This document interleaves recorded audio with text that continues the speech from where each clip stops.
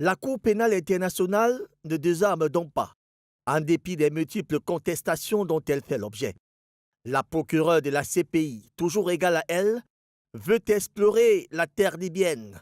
Comme première cible, trois proches de l'ancien guide libyen assassiné en 2011. Il s'agit de Saïf al-Islam Kadhafi, fils du dirigeant déchu en 2011, candidat déclaré à la prochaine présidentielle libyenne.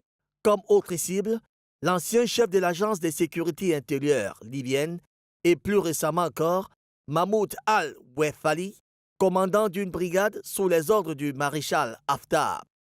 Fatou Bensouda souhaite que l'ONU mette tout en œuvre pour faire arrêter ces trois Libyens soupçonnés de crimes de guerre.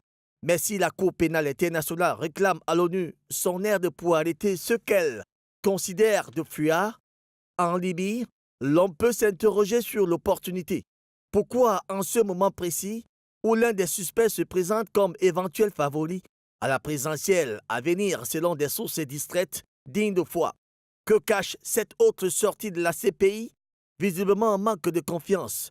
Peut-on comprendre les motivations de Fatou Bensouda, très critiqué dans la gestion du dossier Laurent Gbagbo?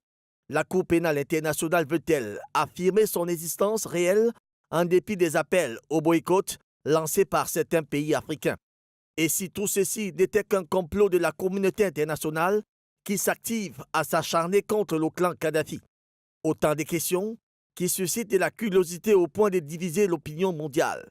En attendant que l'ONU réponde donc à la demande de la CPI, l'on attend voir jusqu'où ira Fatou Bensouda et les siens. Joss Witt, Annecy. À bon entendeur, salut.